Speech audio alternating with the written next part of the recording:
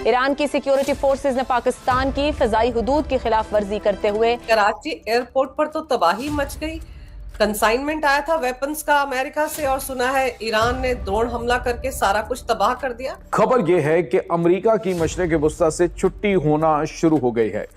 बड़े ममालिक ने बिल्कुल कान लाल कर दिए हैं और एक और अहम अरब मुल्क से नाज़रीन अमरीकी फौजी अड्डा खाली होना शुरू हो गया है। ड्रोन से अटैक, अगर हम इस वक्त खामोश रहते हैं तो इसका मतलब है कि एक न्यू नॉर्मल सेटअप होगा। अभी पाकिस्तान की सॉवरेनिटी की, हमारी हकमियत आला की खिलाफ वर्जी की गई है। लेकिन उसको अगर जाना पड़े अंदर, अपनी अमरीकी लोगों को नहीं भेजेगा, सिपाहियों को मारने के लिए पाकिस्तानियों को भेजेगा। पाकिस्तान नहीं चाहेगा कि डोनाल्ड ट्रंप को नाराज किया जाए, क्योंकि पाकिस्तान को खारजा मुहाज पर पहले ही बहुत से चैलेंजेस का सामना है। Which means क्या बेचा गया है पाकिस्तान का, क्या बेचा गया है, क्या सौदा किया गया है पाकिस्तान का मेरे पाकिस्तानी, ये बड़ी परेशानी की बात। अफगानिस्तान, भारत, अब ईरान, तीनों ममालिक से तीनों सरहदों पर अगर ताल्लुकात अब तक पाकिस्तान की जो सिक्योरिटी है, पाकिस्तान की जो सलामती है, इसके लिए खतरात में बहुत ज्यादा इजाफा हो जाएगा। ईरान की जानिब से की गई इस गैर कानूनी फजाई हुदूद की खिलाफ वर्जी, सबको पता है कि हमारे लिए बड़ा मुश्किल हो जाएगा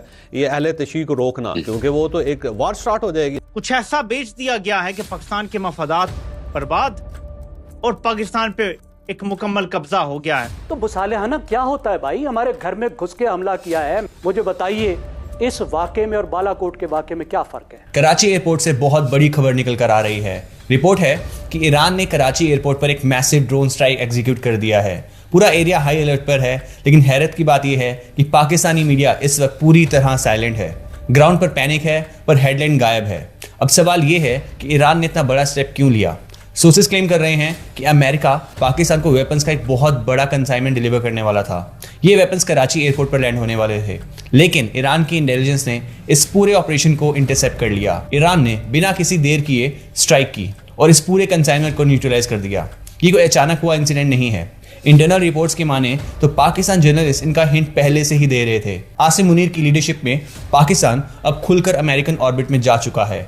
ईरान को लगता है कि पाकिस्तान अब अमेरिका को अपने एयरबेसिस लॉजिस्टिक्स सर्व कर रहा है, जो इनडायरेक्टली ईरान की सिक्योरिटी के लिए बहुत एक बड़े खतरा है। याद करिए, हाल ही में ईरान ने अमेरिका को क्लियर कट वार्निंग दी थी, अगर हमारे इंडिपेंडेंस पर आँच आई तो मिडिल ईस्ट के आसपास जितने भी यूएस के एयरबेसिस हैं, हम उन सबको टारगेट करेंगे।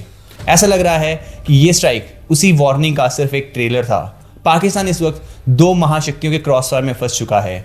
क्या ये बहुत बड़े फुल स्केल वॉर की शुरुआत है या पाकिस्तान इस सिचुएशन को कंट्रोल कर पाएगा? कराची एयरपोर्ट पर तो तबाही मच गई। कंसाइनमेंट आया था वेपन्स का अमेरिका से और सुना है ईरान ने ड्रोन हमला करके सारा कुछ तबाह कर दिया। ये बहुत अहम प्रश्न आपने पूछा है। हम आपसे आज ये जो रिकॉर्डिंग हम कर रहे हैं, तो ये 17 तारीख जनवरी को 2026 को हो रही है। थोड़ा सा बैकग्राउंड इसका समझते हैं। वो जो एक खेती मार्शल है ना जिहादिस्तान का, जो खेती करता है, फील्ड में काम करता है, जो मार्शल, पिंजरे वाली मुनिया, तो वो अमेरिका गया था एटसेट्रा। उस समय ट्रंप ने उससे, अब जो सामने आ रही है खबर, उससे कहा था कि देख टाइगर, ये रेयर चेहरा सब बकवास है, तेरे पास कुछ नहीं है। वो लेके तो गया था अपने साथ वहां दिखाने के लिए, देखो जी मैं दुकानदार हूँ, मैं सेल्समैन हूँ।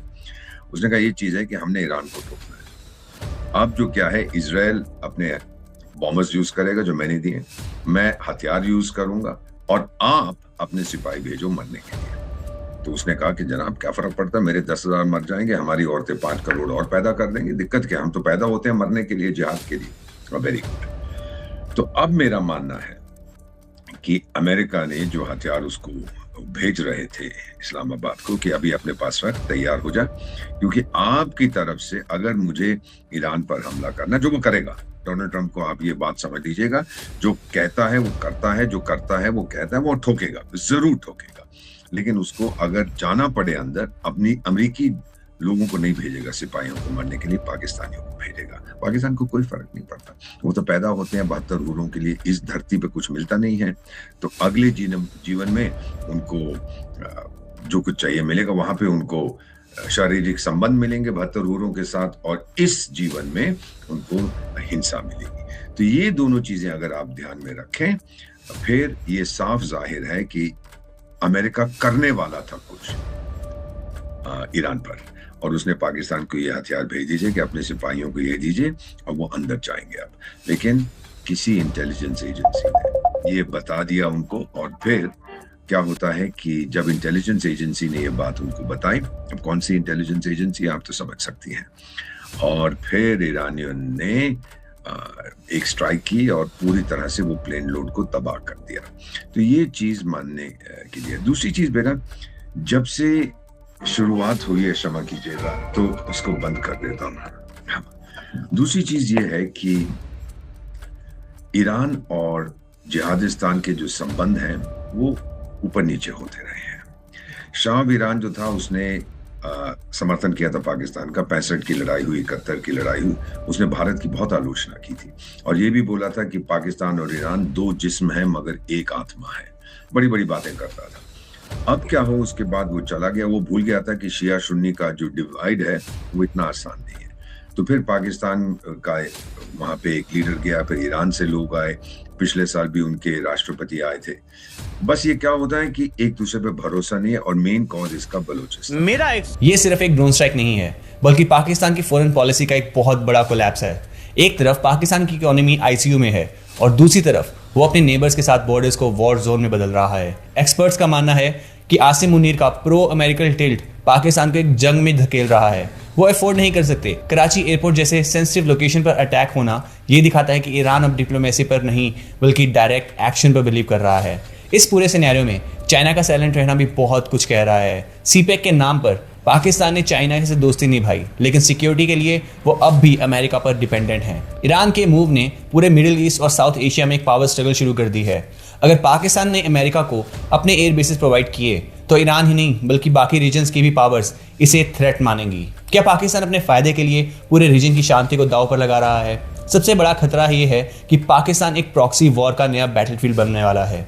एक तरफ अमेरिकन वेपन्स हैं और दूसरी तरफ ईरान की ड्रोन और मिसाइल्स। इस बीच में फंसती है आम जनता और मुल्क की सिक्योरिटी। ईरान ने साफ कर दिया है कि वो अपनी सरहदों के पास कोई भी वेस्टर्न इंटरफेरेंस को टॉलरेट नहीं करेगा। पाकिस्तान इस वक्त एक ऐसी रोप पर चल रहा है जहां एक भी गलत कदम और उसके लिए तबाही बन सकता है। अब दुनिया की नजरें इस बात पर हैं कि पाकिस्तान का काउंटर रिस्पॉन्स क्या होगा। क्या वो इसे एक डिप्लोमेटिक लेवल पर बातचीत करके सॉल्व करेगा या फिर सिलसिला और आगे बढ़ेगा?